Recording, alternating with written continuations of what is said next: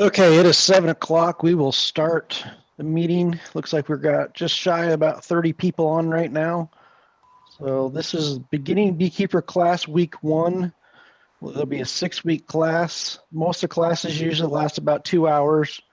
We cover a lot of information. I'll probably be talking pretty fast. If I get too fast, just ask me to slow down. Or sometimes if I talk too fast on this microphone, it gets a little jumbled. So couple things about Zoom for those that got on early. We talked about this a little bit. Please keep your audio muted unless you're asking a question. If there's any background music or background noise and it's interfering with the class, I can mute you, and I will. If you have questions, there's a place on reactions to raise your hand. Just click on that, and we will find out what your question is, or you can text your question in the chat box. When you click on chat, you'll have the option to ask your question to everyone or an individual. If you don't want everyone seeing your question, you can just select me and type it in and I can see it. And then we can either talk about it or I'll text you back. I probably won't be doing too much texting while I'm doing the class tonight. So maybe in the question box, you can tell me if you want it answered right now or later on privately. On the top right, usually there's a best way to view the Zoom is go to gallery or view and select the speaker mode or the gallery mode. That's the best way so you can see the slideshow as big as possible.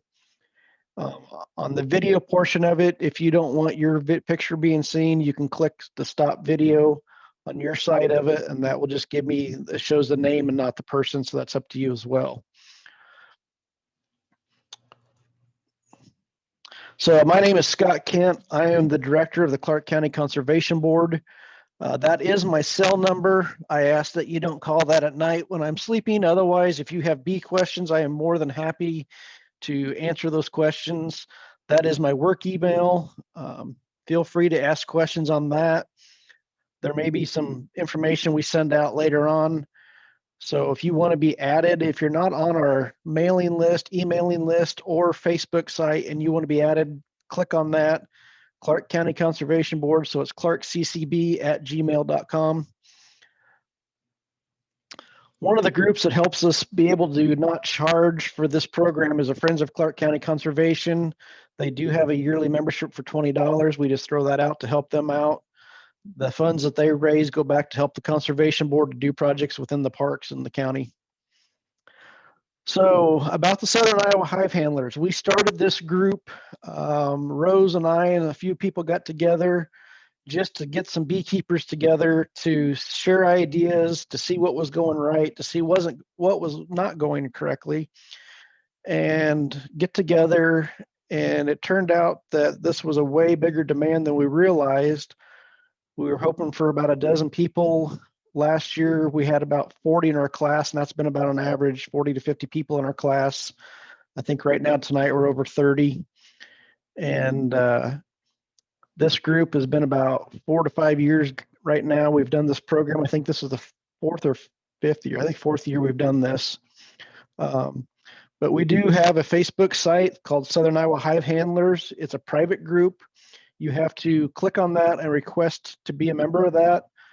But if you want information about our meetings or anything that's going on with our bees, click on either the Facebook site and ask to join the Southern Iowa Hive Handlers, or email me so we can get you on the email list, because that is about the only way that we put information out. We really don't advertise that much. It's mainly social media. There's even times that we have swarms that need to be collected in certain areas, and I'll put it on our Facebook site to see if anybody in the area is interested in catching a swarm. We'll talk more about swarms in a couple of weeks. So if you're new to raising honeybees, a very good, cheap way to find out more information is the Iowa Honey Producers Association. They have a $20 membership for a year that you use. Normally, a normal year when it's not COVID, you would get a monthly newsletter sent out to you with a whole sorts of information about what's going on in the bee world, recipes for honey, what things you can make with honey, lots of good information there. I believe in the past, they have always gave first year members a free year membership. I've sent an email out today. I have not heard back yet. I will find out before the next week's meeting and let you know. So if you're new to beekeeping, that should be a new free membership for you. And I will find out if they're still doing that this year, then I will send out that information for you guys. So we'll get that to you. I do know this year for everybody, even if you're a new member or not, your newsletters are only coming out every quarter. They're only doing it 4 times a year this year because since there was not an Iowa State Fair, which was their biggest money maker, they had to cut back how many times they sent out their newsletters. So until they have another state fair to make some money again, they will not be sending out the monthly newsletter. It'll be quarterly. Other suggestions for reading, probably one of the best books you can actually get, in my opinion, for new beekeepers is Beekeeping for Dummies. And I think they're up to their 4th edition. This is really easy to read. It's very simple. And I use it all the time to this day, even for looking stuff up that I want to find out something quick about. So that is probably one of the best books for new beekeepers. For those that have had bees, I would say at least 3 to 4 years before you want to read this book. This is a very good book that goes into why bees do a lot of things they do. Why do they select certain hives? Why do they go to certain areas to find a hollow tree to live in? This guy has done research, and all his research is done on wild hives, wild bees, nothing done with captive swarms. One of the things I'll be talking a lot about is feral bees versus captive bees. All bees at some point were wild bees. We basically take care of them. They never really get domesticated that well, but all bees in North America were brought in. They are not a native bee. So it gets confusing when I say wild when they basically were all brought here by captivity at one point or another. But you'll have bees that are out in the trees right now living on their own. Those are what we call feral bees. And the bees that we have in our hives are captive bees. So now we're going to get started with the first chapter. We're going to cover 2 chapters tonight. These chapters are basically, let's see here if I got a book. There's a company called Dedant, and they're a beekeeping company that sells all sorts of beekeeping supplies. They produce a book called The First Lessons in Beekeeping. It'll cost you about $10 to $12. It's a very simple book to read, easy to read. It's not a book you have to have. We're going to cover everything in that book in the 6-week class. So, but the reason we go by chapters is that's basically based off of that book. So if you're interested in getting that book, go to dedant.com. It's DADANT, and they can get that book for you. So first of all, we're going to talk about basically the history of the bees, how they got to be where they're at. Some of this information, we don't go into too much detail. It's not something that you're really going to need to know to keep bees, but it's nice to have a little bit of background on it.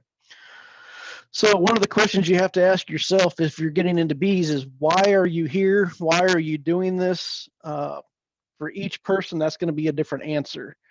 You may be doing it because you want to produce honey that you can have for yourself. You may be doing it because you want to produce honey to sell. Maybe you like to make candles and you want the wax off of the comb. For me, I like the bees themselves. I like catching them. I like catching swarms and trapping them.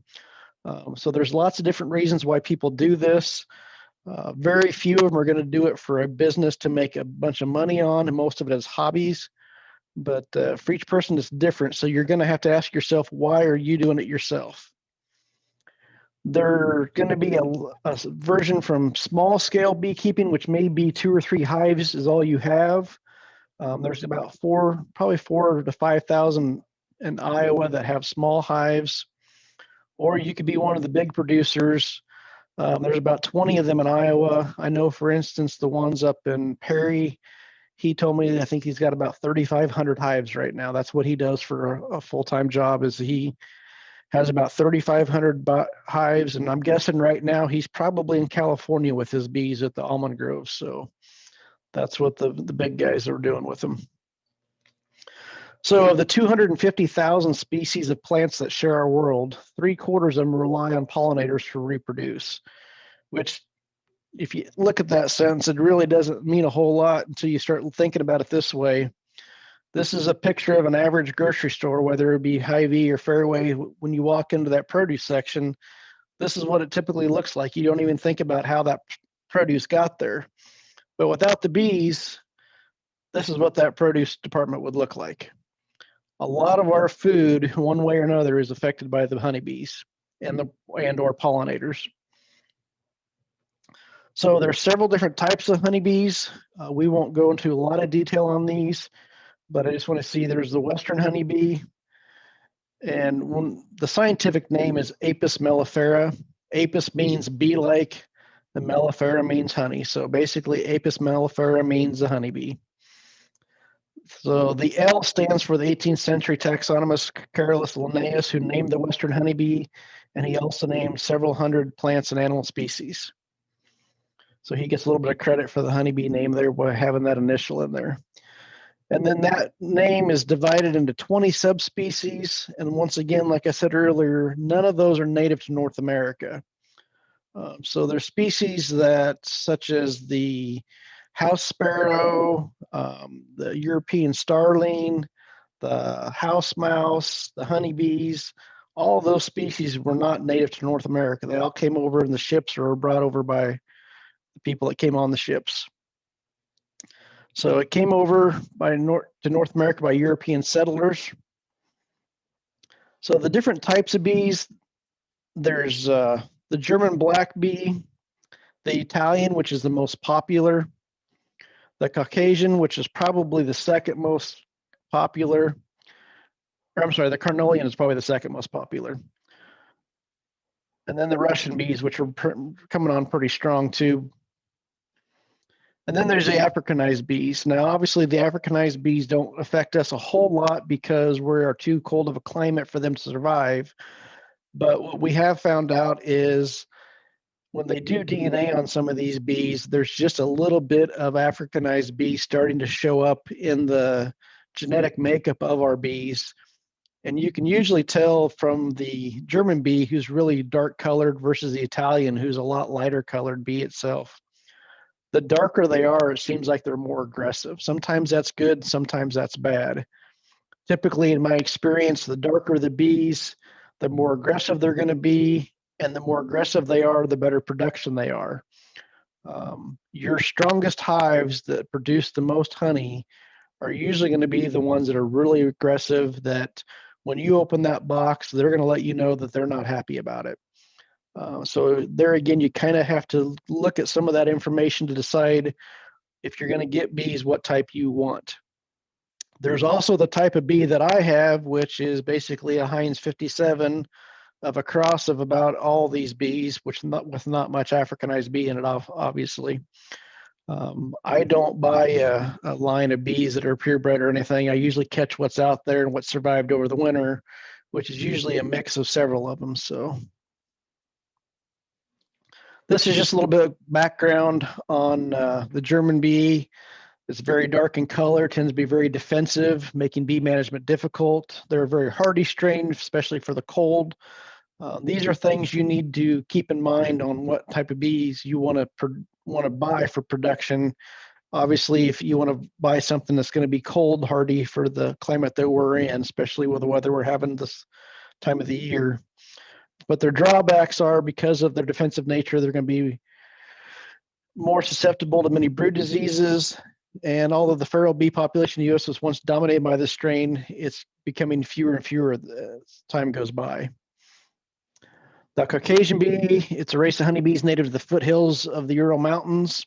It was once very popular, but it's declined over the last few decades. They have a long tongue, which makes them very good nectar foragers. They like moderately cold, and kind of like the Carnelians, they're very docile, which made it was more of attractive for them. People started going to these type of bees versus the German bees because they were calmer bees. The drawbacks are they have a slow buildup, slow to get going for honey production. The Italians, like we talked about, is one of the more common, more popular breeds. They were brought to the U.S. in 1859. They're really favored to this day. Long brood periods. The brood is basically the eggs and the young bees in the hives. And we'll talk more in detail about the brood later. Drawbacks are because of the long brood, they consume a lot of honey up. So that takes a lot of honey to get them through the winter when they're not making that honey. They store up the honey to get through winter. So if they've got a large brood, they're going to take a lot more to get through it. So and we'll kind of summarize this up here in a couple slides. I'm going to go through these pretty quick. Like I said, we can summarize it up and help you decide in a little bit. So the carnelians, they're coming on pretty strong. They're favored lately. They got big buildups. They're very docile. Don't have to smoke them much. Less prone to robbing. The drawbacks are their rapid buildup tend to have a high tendency to swarm. And a lot of people think swarming is bad because you're losing half of your bees when they swarm and take off. That is not necessarily a bad thing. We'll talk about that too in a couple of weeks about swarming. That can actually be a benefit to you as well. So the Italians and carnelians are probably two of the biggest ones coming on. The buckfast, you won't hear much about these, so I'm not going to talk a lot about them, but it is a type of bee that somebody developed, but you just don't hear much about them anymore. The Russian bees, you're going to hear more and more about these. The reason you're hearing more and more about the Russian bees are mites, especially the Varroa mite, is a deadly parasite that gets on bees and has probably killed more bees in the last 20 years than anything else, and is why we're having trouble raising honeybees. The Russian bees tend to have a little better genetic resistance to these bees, is what they seem to be showing. There is a producer in Indianola that has Russian bees and sells Russian bees. Very good guy, has good stuff. So that is one of the things that promote the Russian bees is just their hardiness for the Varroa mite. So we'll talk more about the Varroa mite. In fact, that's about all we're going to talk about in the last class is the importance of that maintenance on the Varroa. So here's kind of a slide that shows the breakdown of all the different types of bees on top, the color of them, the disease resistance. As you can see, the Varroa, the Russians obviously have a positive sign for the Varroa resistance because that's their big claim to fame. Gentleness, you know, how can you handle them? Are they going to come attack you when you go out to look at the hive? The spring buildup, how fast are they going to start producing honey? Their overwintering ability, which is going to be a big thing in Iowa. You got to have something that's going to survive the winter. Are they going to swarm on you? Your honey processing, how much honey they're going to produce. The propolis, if you're something you want to produce a lot of propolis, we'll talk about that too here in a little bit, what propolis really is. So your biggest choice probably in getting bees is deciding what bee you want to get. Do you want the Italians? Do you want the carnelians? Those are probably going to be the two biggest ones. If you're going to be like me and just catch bees out of the wild and not pay the money for them, then you really don't care what they are. You're just going to take them. Out of the 20,000 species of bees, species on Earth, only a handful tolerate human management. So there's a lot of species of bees out there. The good thing is that honeybees love human management. They're one of the few species that thrive on it. So believe it or not, that was basically chapter 1 in a nutshell. It was kind of the history of the bees, what they were. The ones we didn't really talk about, I'm going to back up here a couple slides. You're going to hear some about the Saskatras bees. It's a new one. It's a combination of some of these bees we've talked about. There's the Minnesota, I can't remember what they call it, Minnesota something. It's another bee that people have developed and tried to sell genetics on. We'll go more into some of this later, but the Italians and carnelians and the Russians are probably what you're going to hear the most of. The Saskatras are coming up pretty quick. The Saskatras were developed in Canada and around the Saskatoon area is why they're getting that name. And the Minnesota ones were obviously developed in Minnesota, but they are known for their winter hardiness is why they're making a popular statement right now.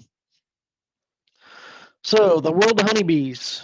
This is where we're going to start getting into the decisions you have to make of what you're going to do with the bees, why you want them, and how you're going to accomplish that. So one thing we need to understand is how important honeybees are. Not only are you probably fulfilling a hobby that you want to do yourself, but you're also helping everybody by keeping these honeybees going.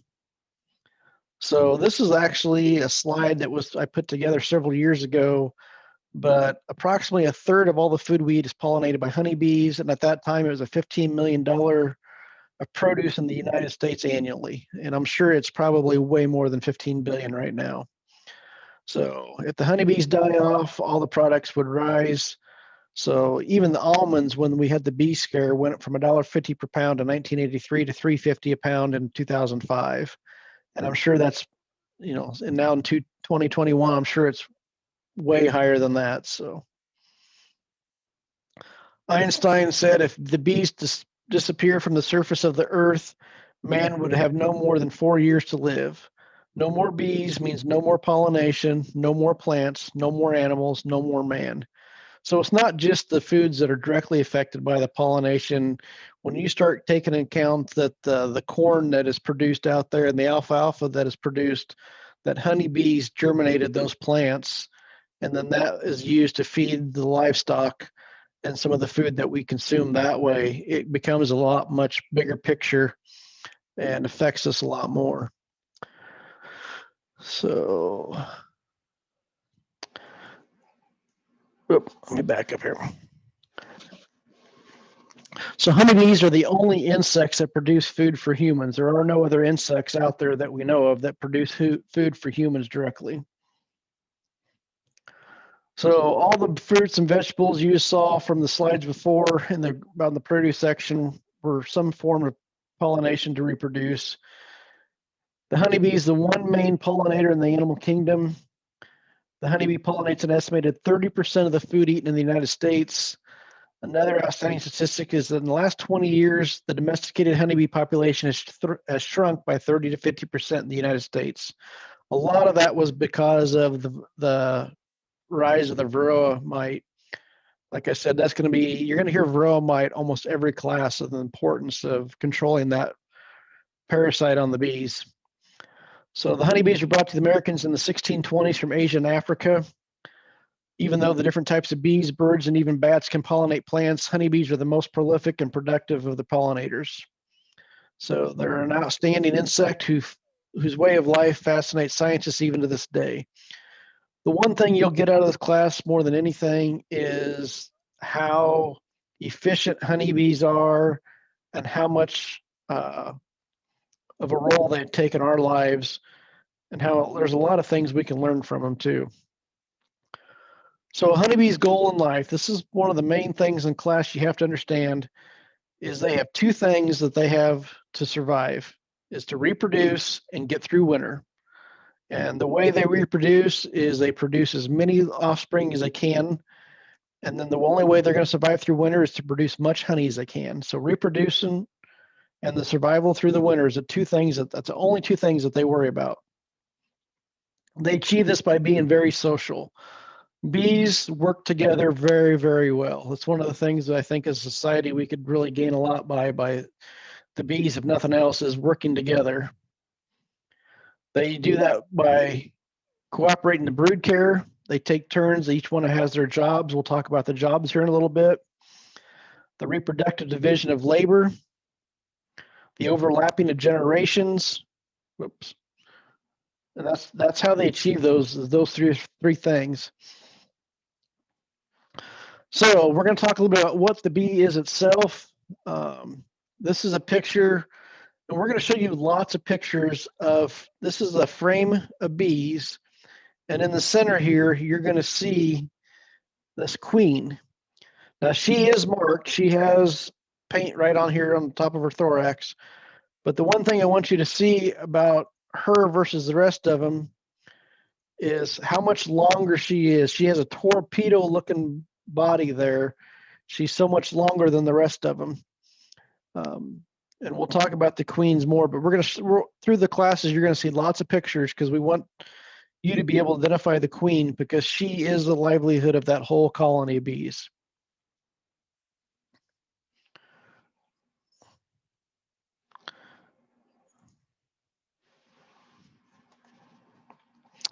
So one of the things, this sounds like a silly slide. Bees are not wasps. The reason this is so important is you will eventually, if you keep bees, get calls from somebody that, hey, I've got some bees at my house I want removed, or I have bees in a tree, would you come get them? Make sure that they're bees. I get lots and lots of calls that people have bees at their place that they want me to remove. And I've learned to have them take pictures of them and send them to me because I've wasted several trips going to the house and figuring out that they're yellow jackets or they're bumblebees or they're something that I don't really want to mess with. And so while that sounds like a silly slide, people do get confused when they say they have bees. They kind of classify that in one big lump. They also are not bumblebees. There's a big difference between a honeybee and a bumblebee. This slide I just kind of throw up there to show you different parts of it. The joke in the class, if we was in person, was I'd tell you this was going to be on the test at the end, but obviously there's no test, so that joke doesn't work as good on the online as it does in person. So we're going to talk about the different stages of a honeybee. This is a cross section of a comb. So if you can see my cursor here, let's see. This is going into the side of the cell here. So this is a side cut. This is actually an egg in the center of that cell that the queen is laid, and she's attached to the bottom side of that cell. For those that are new, this is a sign that you have a healthy queen because there is one egg in each cell. Later on, we'll talk about when you have a bee that is laying eggs that is not a true queen, you will know that because she will lay more than one egg in each cell. But we'll get into those details later. But this is a cross section. This is the very first stage of a bee's life. It's just going to be a simple egg. And it's important to know what the egg looks like because there's the larvae stage, which is next. And you have to know the difference between the egg and the larvae, especially if you're going to want to make a queen later on your own, which we'll talk about that in the future too. Let me get this. So in this slide, you can see the eggs in this cell. This is looking down into the cells from the top. And this is the larvae stage. The larvae stage kind of, I tell people, looks like a maggot. So you have the egg here inside of a cell, and then you can see the larvae stage right here.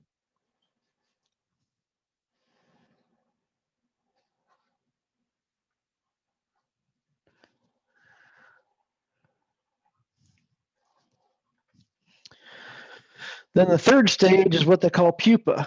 And the pupa is when the egg that's past the larvae stage and they seal off the top of the cell, and then it starts growing into a normal sized bee, and it's the pupa stage and it's sealed off. And then the fourth stage is the adult, and this is the picture of the bee actually emerging from the cell, and that is the first time that bee's ever come out of that cell. So here again, this slide shows a lot of different things. And like I said, we're going to be looking at a lot of different pictures because when you go to do an inspection on your hive, you need to know what you're looking at. And this slide shows a lot of things. Right here, you can see fresh honey that has not been capped. This is where they've capped it off. It will look different than brood. Brood is the pupa stage where they've capped off bees inside these that haven't hatched yet.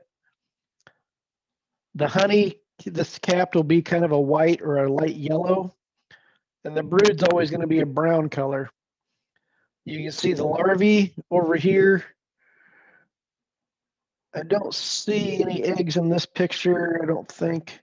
And then you've got the queen right here in the center, and she's marked as a yellow dot. There's 5 colors that they use depending on what year it is.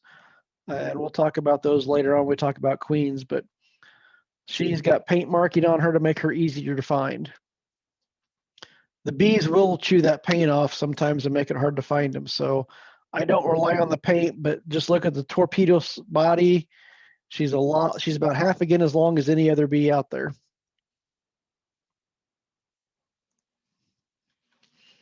So in any colony, there's 3 types of bees.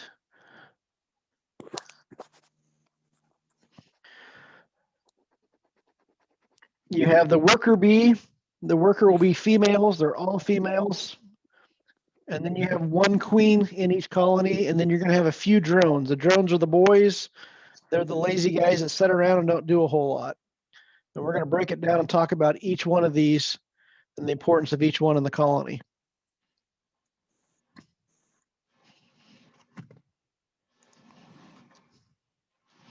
So here's just another picture of the queen. You can see how nice and long her body is. We'll talk about why she's that much longer.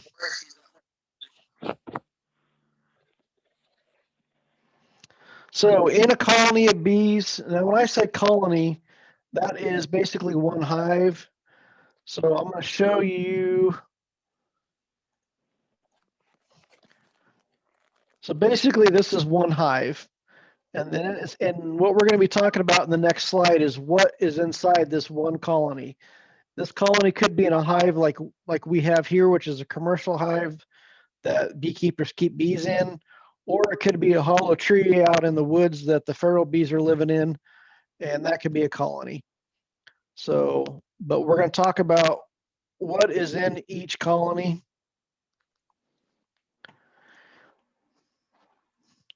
So you obviously have 1 queen. That you'll never have more than 1 queen in a colony. And they will actually fight to the death to see which queen is going to live, or if another queen hatches, they will fly away. We'll talk about that as well. But you'll only have 1 queen that ends up being the top dog. There'll be about 250 drones. Those will be the males. And then the rest of these bees are going to be females. There's going to be about 20,000 female foragers. The foragers are the females that go out and look for food to bring out back the nectar and the pollen. There's going to be about 40,000 female bees that stay in the house. They're going to do the cleaning, taking care of the queen, and taking care of the baby bees and the eggs. You're going to have about 5,000 to 7,000 eggs, about 7,000 to 11,000 larvae, and 16,000 to 24,000 larvae developing into adults that are inside sealed cells. This is all taking place in 1 colony. You can have probably a good-sized colony. It can be 30 to 50,000 bees easily. In this situation, it looks like there's about 60,000 bees in there, which is not uncommon, especially when you got your supers on with your honey in it and everything's going strong. And we'll talk more about what supers are as well. So another thing that's important is if you look down here on the lifespan, this slide, we basically need to talk about the lifespan. Your queen is going to live anywhere from 2 to 5 years. She is the only bee that's going to live that long. The worker bees are only going to live about 6 weeks in the summer. They're going to live a little longer in the wintertime because they're not out flying and getting banged up and tearing their wings up. A bee's life is no more than about 30 to 60 days. Or I'm sorry, 30 to 50 days because of the 6 weeks. A drone's going to live about 8 weeks. Just there again, they're lazy. They're not doing much, so they're going to live a little bit longer. But there's a big difference between the queen that lives 2 to 5 years, and the reason she lives so much longer is once she goes back inside that box, she doesn't come out again. Other than she just lays eggs every day. She doesn't do anything. They feed her, they groom her, they take care of her. So that's why she lives so much longer. Actually become a queen. So the bee's life. Oh, sorry, here. Got carried away. This is kind of interesting. We're talking about the females that are the worker bees. They basically, as we talked about, have different jobs as they grow old.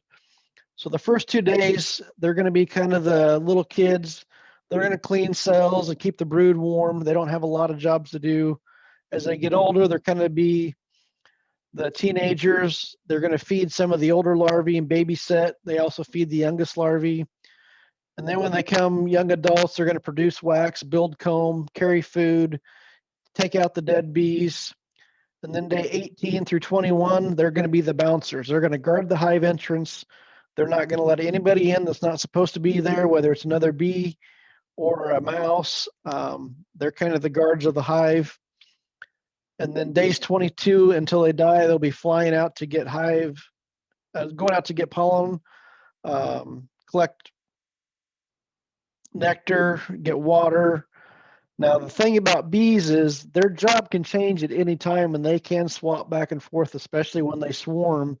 You may have some of your adult bees that normally were flying, they may start taking care of the larvae for a while until they produce more young bees after swarming. So they can change, but typically this is what their jobs are going to be.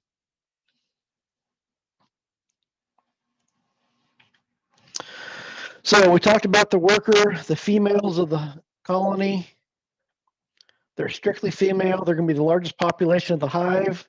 They're responsible for caring for the young, the food storage, the cleaning, the foraging, the protection, tending to the queen, and regulating the temperature of the hive. They make the wax that build the hive. They live for 5 to 8 weeks in the summer. They can live a little longer in the winter because there's less work to be done. So kind of the same scenario of what they do. The drone are the boys. They're the lazy ones that sit around. They're strictly male. They have one job to do, and that is to mate with a queen. And that's when they're about 2 to 8 weeks of age. After mating with a queen, the drone dies. In early fall, when they know winter's coming, they have the food ready, all the honey's in the hive, and the cold weather's coming. If the drones that have not mated, they usually kick them out because basically in the bee world, you either earn your keep or they kick you out. There is no welfare in the bee business. So a lot of the drones get kicked out in the fall because if you're not going to work, you don't get fed. So this is a picture of the queen on her mating flight. She goes out and she will actually get bred by several drones in her mating flight. That's the only time she leaves the hive. When she hatches, she goes out, and usually because of the research, especially that Tom Seeley's done, the book we talked about earlier, there's certain areas that these drones will collect every day and fly around looking for a queen, kind of a bar of the bee world, I guess. And they will look for a queen to mate with, and those queens will go to those areas, they'll mate, they go back to the hive. That queen stores all the sperm from about 10 or 12 matings, and she never leaves the colony again. And that sperm inside of her is what she uses to lay those eggs that make them fertile. And she'll lay about 2,000 eggs a day for the rest of her life off that one day of mating. Okay. So now we'll talk about the queen. You can see that elongated body at the end, the torpedo-looking shape. The queens are females. They are the sole fertilizer reproducer of the hive. If you have another female worker bee laying eggs, they will not be fertilized eggs. So they'll be all drones. So generally, there's only a single queen per colony. If you have two in there, one's going to fight to the death or leave. They will lay anywhere from 1,500 to 2,000 eggs per day during the summer. Because of that sperm that they store in that body, that's why that body is so much bigger than the rest of the bees, is it gives more room for the storage of the sperm.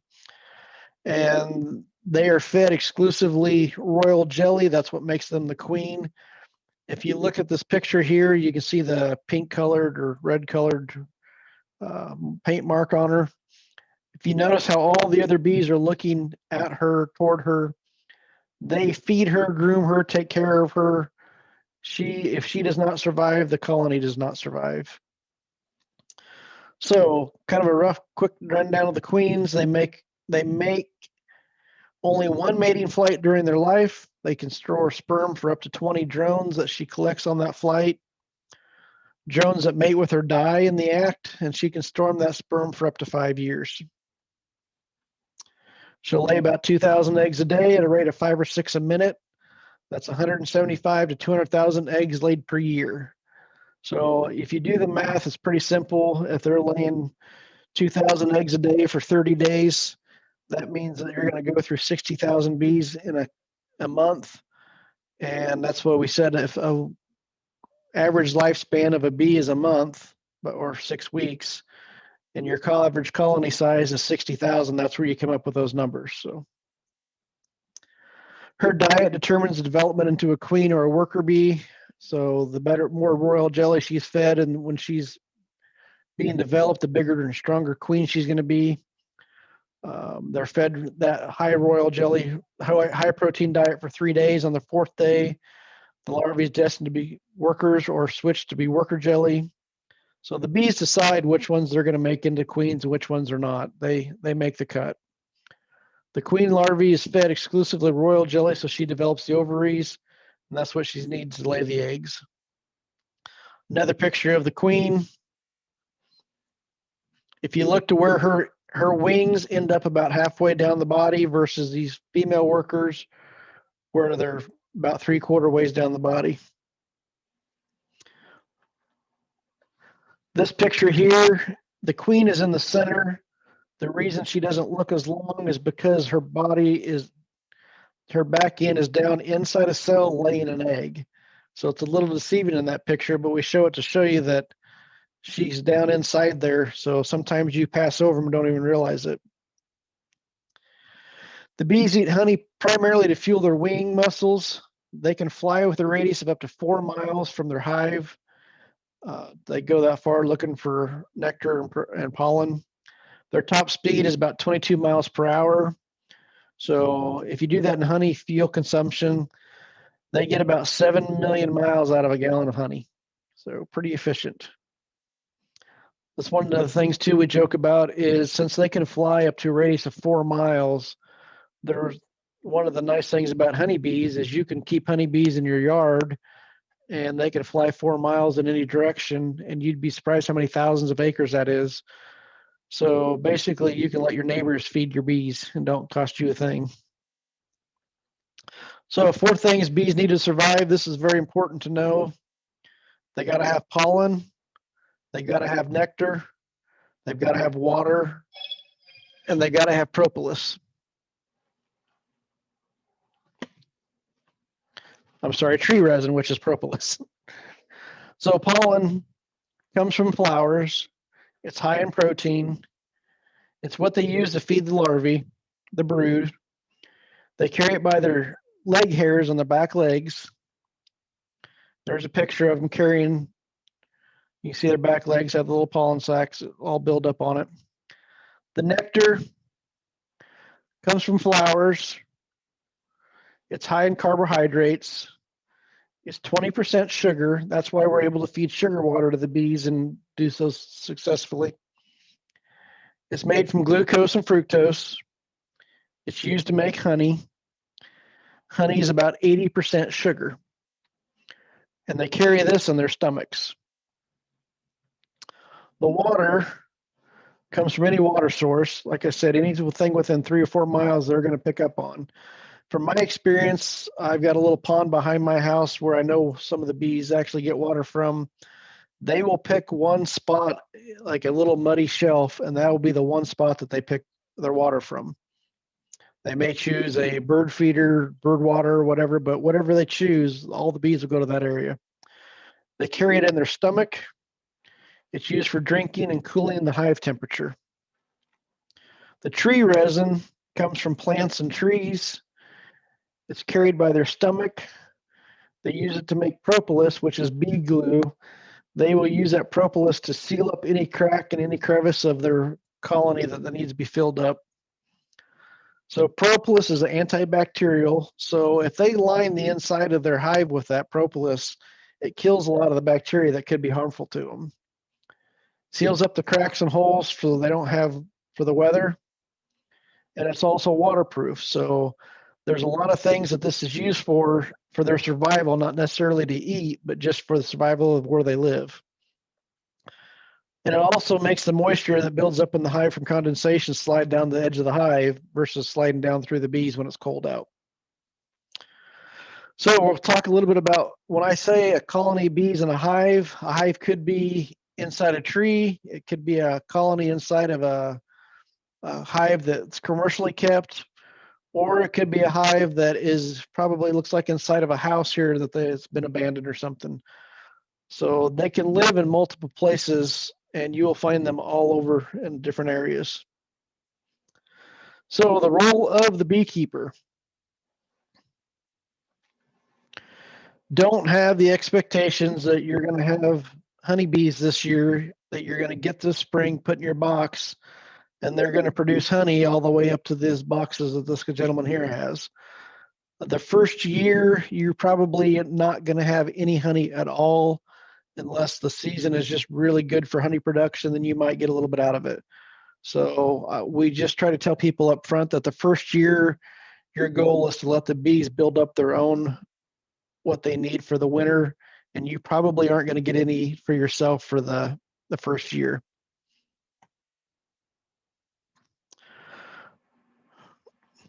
So a couple of other things I tell people, if you're going to get into the honeybees, you will get stung.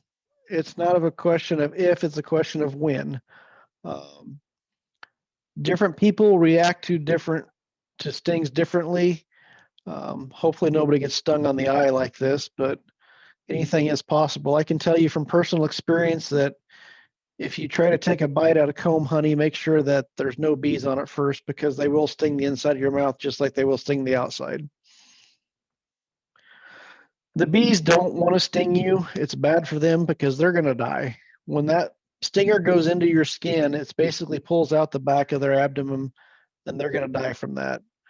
I show you this picture here because you've got the stinger, and there's actually a little sac that goes with that stinger where the venom is actually kept. So a lot of people want to squeeze that sac or the stinger to pull it out. It's your first instinct. What you actually do is you're squeezing the venom out of that sac down through the stinger into your skin and creating a lot worse reaction than you had if you just scraped it out. The thing that works really good for this is a credit card, even a pocket knife, to scrape it away versus trying to squeeze it and pull it out. There's a lot of different treatments for bee stings. Some of them, they add a histamine. If you're going to have bees, it's a good idea to keep Benadryl. If you get stung, especially in the face area, the Benadryl will counteract that, and you'll have a lot less of a reaction by taking the Benadryl. I tell people, even if you don't think you need the Benadryl, take it, because it works better the quicker you take it. If you're really bad reactions with honeybees and you know that, you can go into an anaphylactic shock. You're probably going to have an EpiPen. These are pretty expensive unless you've got good insurance that it covers that. I will tell you, in our group, I know of about 4 people that carry EpiPens, because we do have people that they know are allergic to the bee stings. They still keep bees. There's ways of managing them and trying to keep the stings at bay the best we can.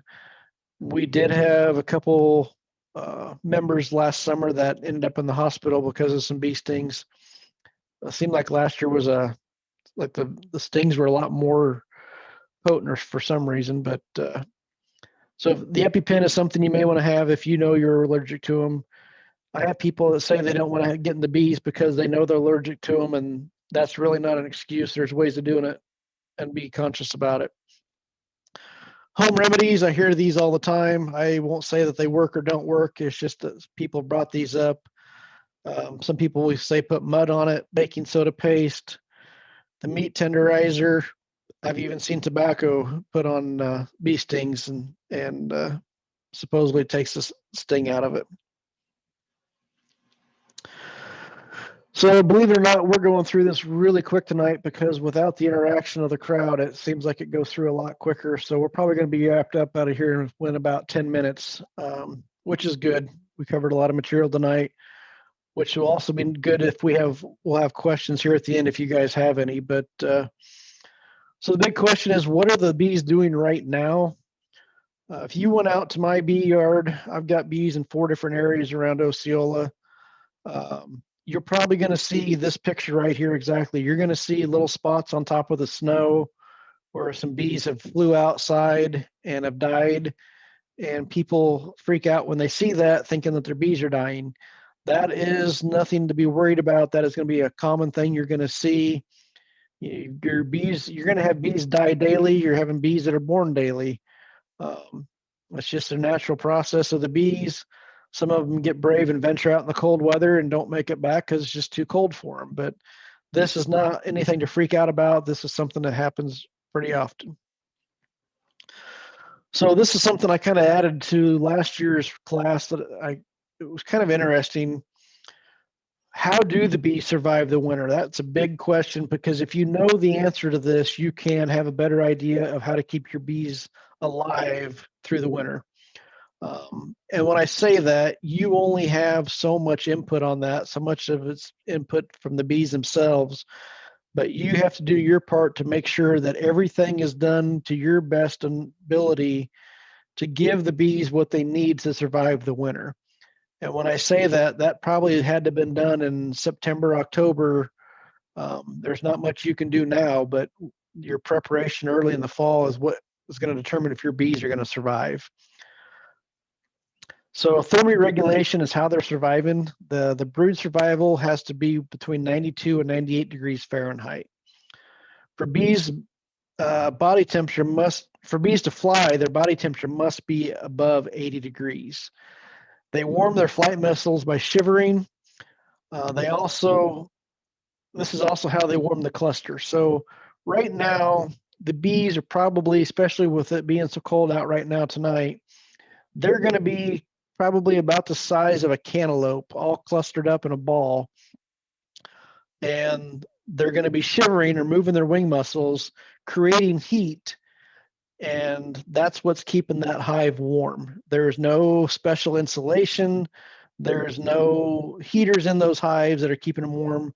They are creating that by shivering and warming up. The one thing I tell people, if you ever, I don't know what they call the toy, but it's the toy that you can create a small ball or pull it out into a great big ball. It kind of collapses in itself. That's how the bees, they're in a cluster and they're all tight together. So the tighter they are, the warmer they're going to be inside that cluster, probably the colder it is outside. As it warms up, they're going to separate so they don't need to generate as much heat. That is how they're going to stay warm. And the one thing that people don't understand about bees is they don't heat up the whole entire hive.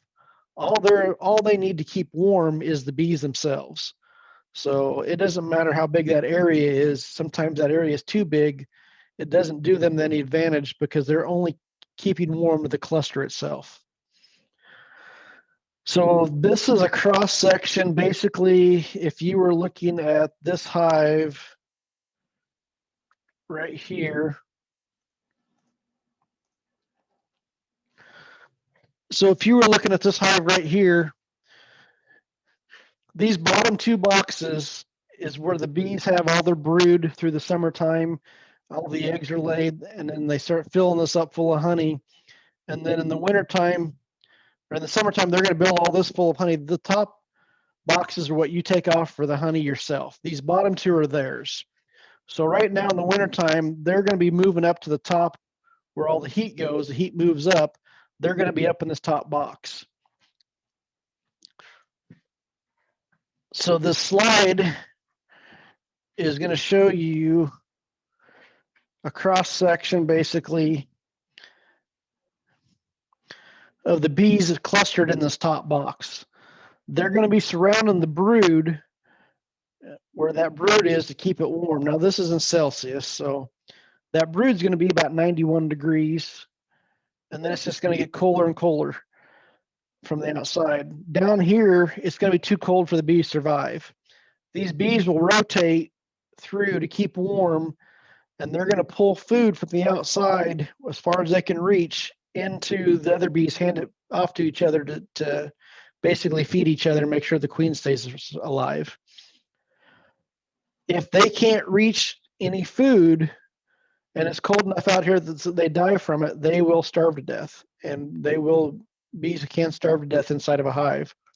So we're going to be talking about next week or two about how we can do things that we can do to prevent that from happening.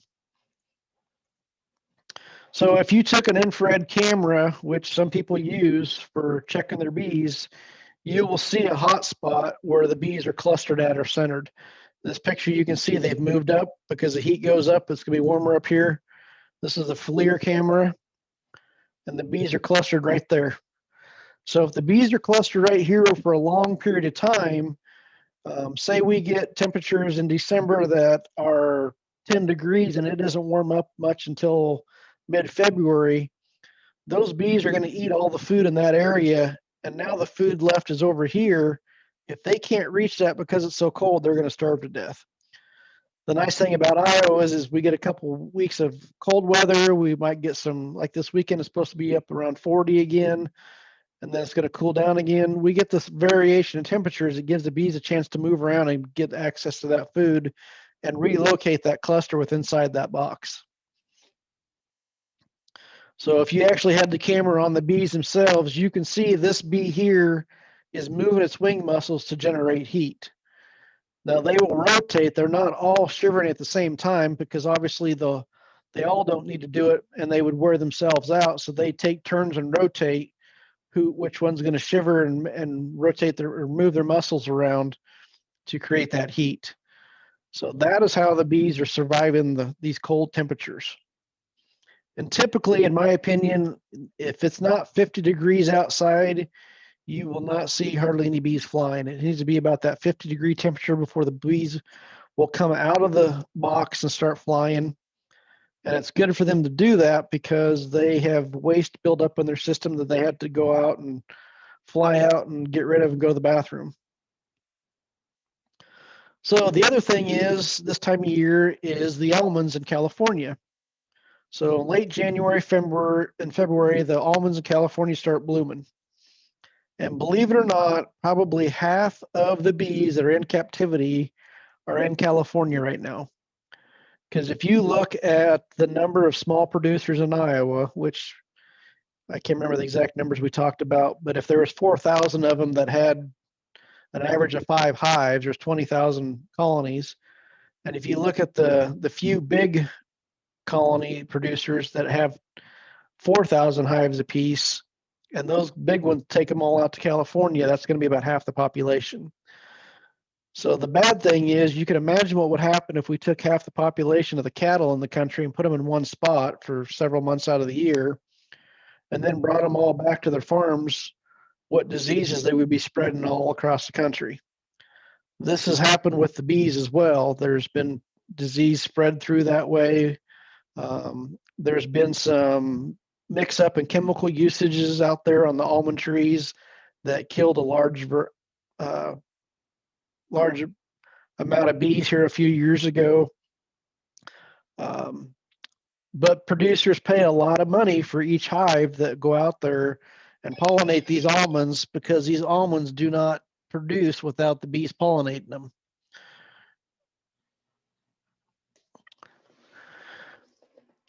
So this is just a picture of the almond groves in California. Just miles and miles of almonds. Oop.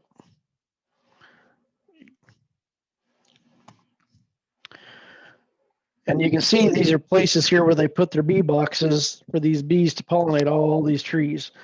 The problem is all these almond trees are coming and need pollinated at the same time. So it takes a lot of bees out there at the same time to do this.